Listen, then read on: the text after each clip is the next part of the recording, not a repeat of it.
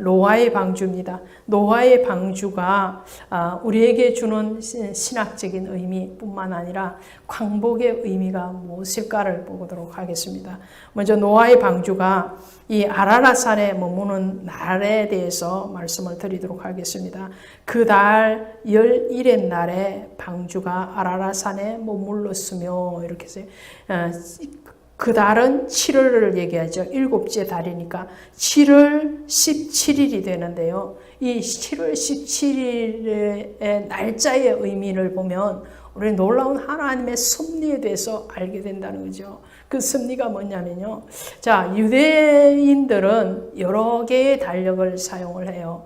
지금 창세기의 노아의 방주의 이 사건일 때는 원달력을 사용합니다. 그런데 출애굽기 12장에 가시면 6월절 어린 양의 죽음을 통해서 이스라엘 백성들이 애굽이란 나라에서 광복을 찾아서 해방이 되어서 나가게 되죠. 그래서 6월절을 기념할 때에 하나님이 이 6월절을 너희의 첫 달이 되게 시작하라 그래요. 그래서 그 6월절을 기념하는 첫 달을 시작으로 해서 종교 달력이 생기는 거예요. 이것을 종교력이라고 그러는데, 이 종교력과 우리가 쓰고 있는 태양력, 원달력, 종교력, 태양력, 이렇게 세 개의 달력을 쓰고 있어요. 마치 우리 한국 사람들이 단기를 쓰고 서기를 쓰고 또 음력과 양력의 달력을 쓰는 것과 같은 의미라고 보면 되겠죠. 그러니까 7월 17일이 종교력으로 하니까 놀랍게도 아비물 혹은 니산월 1월 17일이 되는 거예요. 무슨 말씀입니까? 6월절 어린 양이 죽임을 당한 그 피로 이스라엘 백성들이 애굽에서 종살이에서 자유를 찾아서 가나안 땅으로 갔는데요. 해방이 되었는데요. 그 날이 1월 14일이에요. 그래서 신약에 오면 예수님께서 십자가를 지시고 죽으신 날이 언제냐면은 어린 양 되시는 예수 그리스도의 죽음이 바로 1월 14일이죠. 종교력으로 말씀드린 거예요. 1월 14일 아비물, 이 아빔이라는 뜻은 어린 새싹이라는 뜻이에요. 그래서 태양력으로 하면 3, 4월이 되는데요. 이때 보리가 막 추수되어지는 그런 시기라는 거죠. 자, 아직 여물지 않는 보리 이삭과 같이 아직 자라지 않는 1년 된 어린 순양이죠. 그 순양이신 예수 그리스도께서 죽임을 당하신 날이 1월 14일인데 1월 14일부터 3일 후에 부활을 하시죠. 그러니까 날짜라니까 15일, 16일, 17일. 오, 할렐루야. 노아의 방주가 머물렀던 그날이 바로 예수 그리스도의 부활의 날이라는 거예요. 놀라운 사실이죠. 주님은요, 노아의 시대를 말씀을 하실 때에 죄가 관영했다 그렇게 말해요. 죄가 가득 찼다라는 거예요. 죄가 가득한 그 세상에서 하나님이 더 이상 참으실 수 없으니까 물로 심판을 하십니다. 물로 심판을 하시는데 그 심판으로 끝나는 것이 아니라는 거예요. 예수님의 죽으심으로 끝나는 것이 아니라는 거예요. 6월절 어린 양의 죽음으로 끝나는 것이 아니고 그 죽음의 피를 바른 좌우 임방에 피 바른 그 집 안에 거한 사람들은 다 구원을 받았던 것 같이 예수 그리스도의 죽으심 이후에 그 보혈을 믿는 자마다 누구든지 구원을 받잖아요. 해방을 받잖아요. 해방을 가지고 오거든요. 광복을 얻거든요.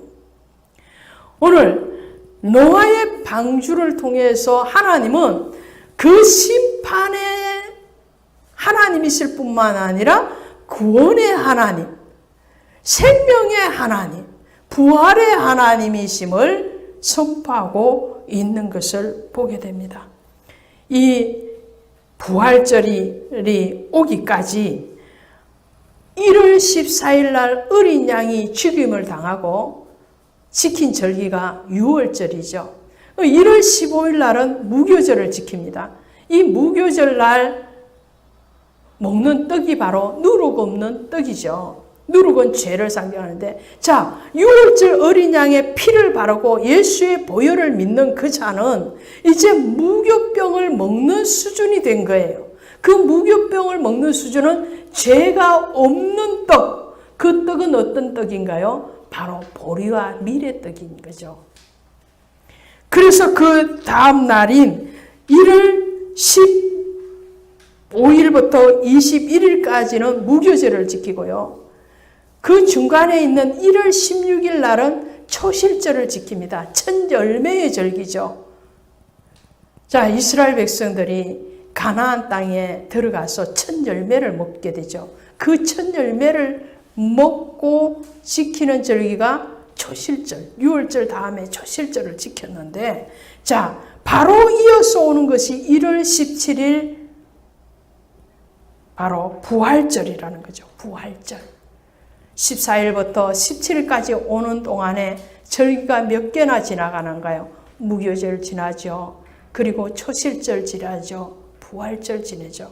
무교절도 예수 그리스도요. 초실절도 첫 열매 되시는 예수 그리스도시요. 부활절도 예수 그리스도. 다 예수로 나와 있는 거예요. 그 예수로 점철된 것이 바로 노아의 방주의 사건이라는 거예요. 그러면 이 노아의 방주에서 몇 명이 나왔어요? 노아의 8 가족이죠. 노아와 그의 가족이 8명이었어요. 자, 노아의 가족이 7명도 아니고 5명도 아니고 9명도 아니었어요. 8명이에요. 이 8이라는 숫자는 뭔가요? 8이라는 숫자도 바로 부활의 숫자입니다.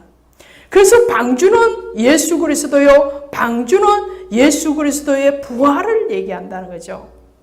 그 예수 그리스도의 부활을 상징하는 노아의 8가족을 통해서 이제 죄악된 세상의 심판은 끝나고 다시 무지개 언약을 통해서 새롭게 시작하는 것을 보게 됩니다. 물에서 노아와 그의 가족이 구원을 받아서 새로운 나라, 새로운 도약, 새로운 신앙, 새 피조물로 출발을 하게 됩니다. 모세가요, 물에서 건짐을 받았죠. 모세의 이름 자체가 물에서 건짐을 받았다는 뜻이에요. 모세의 어머니가 모세를 낳고 보니까 너무 잘생겼어. 그 잘생긴 아들을 몇 달 동안, 석 달 동안 숨겨서 키웁니다. 근데 더 이상 숨길 수가 없어. 그래서 모세를 어디에 담았어요? 갈대 상자에 담아서 나일강에 띄워보내는데 그 갈대 상자 안팎으로 역청을 지냈어요. 그 역청이 바로 예수의 보혈이죠. 그리고 그 갈대 상자는 바로 방주요 예수 그리스도라는 거예요. 예수님의 보혈을 지나 그 예수의 방주에 노아의 가족뿐만 아니라 모세를 실어서 물에 띄워보내지만 그 모세를 건져내서 하나님은 위대한 이스라엘의 영적인 지도자로 살게 하시는 것을 보게 됩니다. 또 있죠. 물에서 건짐받은 사람이 누군가요? 바로 요나죠. 요나가 바다에 던지어졌으나 하나님은 그를 물에서 건져냈습니다. 그리고 요나를 통해서 니느웨의 모든 선민들을 건져내시는 것을 보게 됩니다. 구원의 역사입니다. 오늘 이 물에서 건짐을 받은 노아에 대해서 그리고 그 노아와 그의 가족을 통해서 이루실 하나님의 역사는 오늘 노아와 모세나 요나뿐만 아니라 저와 여러분에게도 동일하다는 것을 말씀을 드립니다.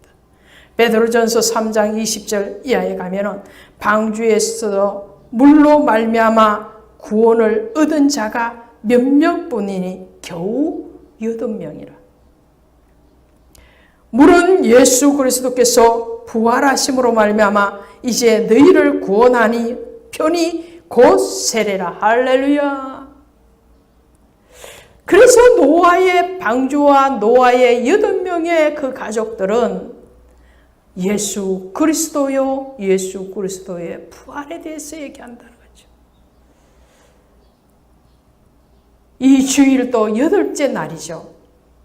예수님이 부활하신 그 8째 날, 노아의 가족이 8명, 노아의 방주가 머문 것도 바로 부활의 그 날이라는 거죠. 그래서 구약의 모든 말씀도 예수 그리스도를 향하고 있고, 특별히 오늘 노아의 방주에서 건짐을 받은 이 노아의 8명의 가족에 대해서 그것은 물은 곧 예수 그리스도의 부활하심으로 이제 너에게 구원하는 편이 세례라는 거예요. 오늘 우리도 물로 세례를 받았습니다. 그 물은 바로 예수 그리스도시. 그 예수 그리스도는 그 자신이 친히 요단에서 물로 세례를 받으시고 오늘 우리에게 그 세례의 모범이 되어 주셨고 부활의 영광에 참여할 수 있는 복을 허락하심을 믿으시기를 바랍니다. 이 8이라는 숫자는 아브라함과 맺은 할례의 언약에도 나오죠. 아브라함과 그의 자손들이 할례를 베풀 때에 하나님은 8일째 되는 날 할례를 시행하게 하십니다. 예수님도 난지 8일 만에 할례의식을 행하시기 위해서 성전으로 올라가시죠. 이 할례의식이나 세례는 우리의 옛사람이 죽고 새로운 영의 사람으로 새로운 피조물로 거듭남에 대해서 말씀을 합니다. 이제는 무교병을 먹는 수준일 뿐만 아니라 그 수준에서 한 걸음 더 나가서 우리는 우리의 영으로 다시 살림을 받는 구원의 역사, 광복의 역사가 일어나는 부활에 참여하는 거룩한 하나님의 백성이 됨을 믿으시기를 바랍니다. 두 번째로 방주가 머물렀던 산에 대해서 은혜를 나누기를 원합니다. 이 노아의 방주가 아라랏 산에 머물렀으며 물이 점점 줄어들어 8째 달 고 그 달 초하룻 날에 산들의 봉우리가 보였더라. 할렐루야. 자, 노아의 방주가 머물던 7째 달 11의 날이 부활절이 있는 그 날이었다면 10째 달 고 그 달 초하룻 날은 어떤 날이 되겠어요? 이 10째 달에는 종교력으로 하면 바로 나팔절에 해당하는 달입니다. 나팔절이 종교력으로 7월 1일이죠. 자, 오늘 아라랏산에 머물렀다는 이 아라랏산에 머물렀다는 것은 오늘 성도가 어떠한 사명을 감당해야 되는가에 대해서 말씀하고 있어요. 성경에는 여러 산이 나오죠. 창세기부터 계시록까지 여러 산이 나옵니다. 창세기에 나오는 대표적인 산이 오늘 아라랏산일 뿐만 아니라 아브라함이 모리아 산에서 자신의 신앙에 대한 결단을 하고 여호와 이레의 축복을 받는 것을 보게 되죠. 또 모세는 어떻습니까? 모세는 호렙산에서 하나님의 부름을 받고 그리고 시내산에서 율법을 받게 되죠. 다윗은 시온산에서 예루살렘을 성전을 준비하게 되고요. 예수 그리스도께서는 변화산에서 얼굴이 변형되어지는 그런 환한 영광의 광채를 드러내 보이십니다. 자, 오늘 이것이 우리의 신앙의 모습이어야 된다는 거예요. 오늘 우리는 아브라함과 같이 신앙의 결단을 하고 여호와 이레의 그 하나님에 대해서 정언해야 되고 또 모세와 같이 하나님의 산 호렙산에서 부름을 받을 뿐만 아니라 시내산에서 하나님의 말씀으로 무장을 하고 그 말씀의 성전됨을 시온산에서 준비되어지고 우리의 영육간이 새로운 피조물로 이제는 죄와 단절되어지고 예수의 영으로 거듭남의 삶에 대해서 변화된 모습으로 예수 그리스도와 동행하는 그 삶이 이루어질 때에 오늘 계시록에 나오는 그 새 예루살렘 시온산에서 영광에 참여하게 될 것입니다. 엘리야가 열왕기상 19장에 가니까 낙심하는 사건이 일어납니다. 왜 낙심을 했던가요? 엘리야는 갈멜산에서 거짓 선지자 850명 앞에서 하나님을 드러냈던 사람이에요. 누가 참신인가 대결을 하는데 정말 불이 내려와서 엘리야가 쌓은 그 제단의 번제물을 다 받으실 뿐만 아니라 또랑에 부었던 12 그 물 항아리의 물을 다 핥으신 그 하나님의 광명한 빛을 엘리야가 드러냈음에도 불구하고 이세벨은 더 엘리야를 죽이기 위해서 추격을 하고 그럴 때에 이 엘리야도 육을 지냈잖아요. 그러니까 엘리야가 낙심하고 낙담합니다. 하나님, 도대체 이 땅에는 하나님을 섬기는 사람이 없습니다. 나밖에 없습니다. 그러면서 엘리야가 호렙산 굴로 들어가서 주저앉아 있습니다. 굴로 들어갔다는 것은 좌절이요, 낙담이요, 그리고 실패를 상징합니다. 굴로 들어갔다는 것은 그리스도인들이 기뻐하고 즐거워하고 감사해야 되는데 슬퍼하고 노여워하고 우울해하고 괴로워하고 우울증이 걸린 거에 쉽게 말하면 엘리야가 그럴 때 하나님이 엘리야를 찾아오십니다. 찾아오셔서 엘리야에게 뭐라고 말씀하시는지 아십니까? 내가 왜 이 굴에 있느냐? 너는 이 굴에서 나와! 할렐루야! 굴에서 나와! 하나님 앞에 산에 서라. 우리가 있어야 될 자리. 오늘 대한민국의 모든 성도들, 모든 교회, 온 땅에 전거되어져 있는 하나님의 사람으로 파송받은 모든 선교사님들, 굴에 가 있으면 안 된다는 거예요. 코로나19가 아무리 우리를 위협한다 할지라도 이 땅에 여러 가지 유혹이 우리를 손짓한다 할지라도 또 핍박이 우리를 압박하기 위해서 휘몰아친다 할지라도 그게 굴복하고 굴종해서 굴에 숨어들어서는 안 된다는 거예요. 하나님 그걸 기뻐하지 않는 거예요. 엘리야에게 오셔서 내가 왜 굴에 있느냐? 오늘 저와 여러분이 한국교회가 굴에 가 있지 않습니까? 하나님 슬퍼하시, 하나님 기뻐하시죠. 그리고 말씀하세요. 내가 굴에서 나와 여호와의 산에 서라. 할렐루야.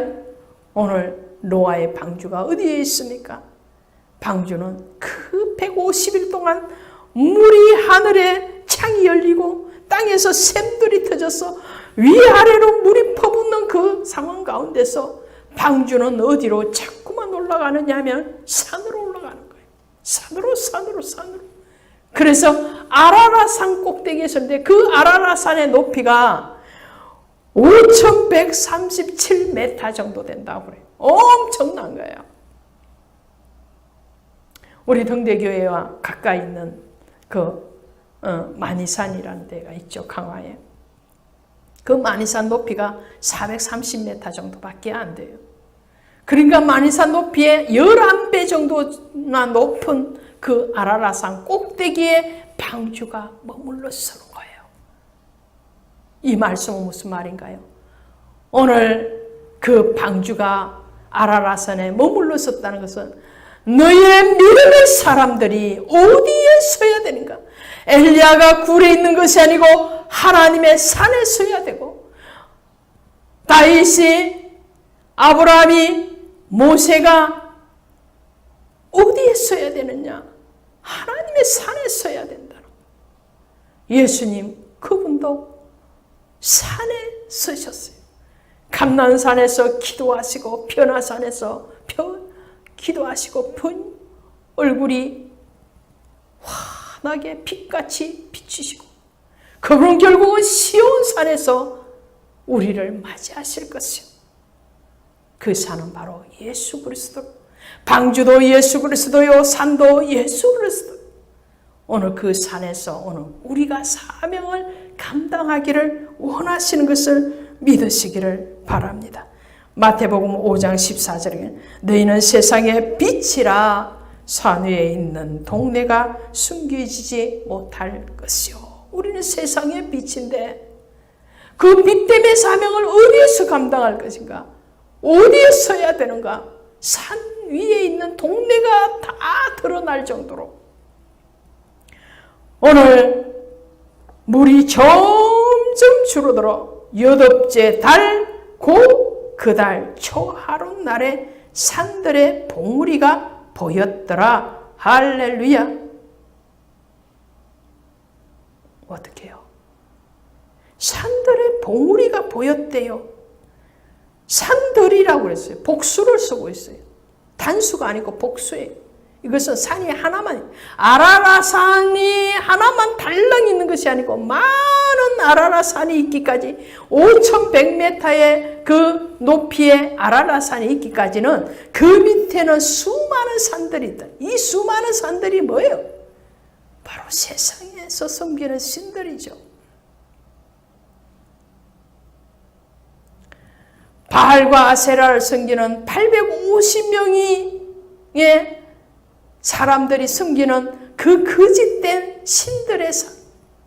자, 하나님만이 참신이라는 것을 엘리야가 선포했던 것처럼, 하나님이 정언해 주셨던 것처럼, 오늘 저와 여러분이 방주에서 구원받은 8명의 사람이요.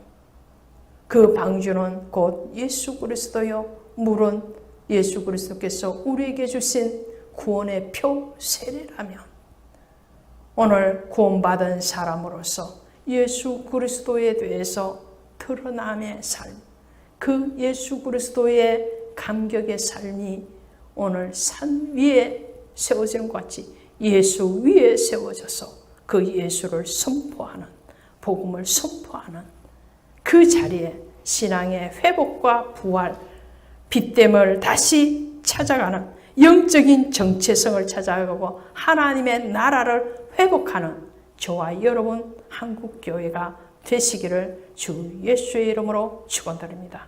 감사합니다.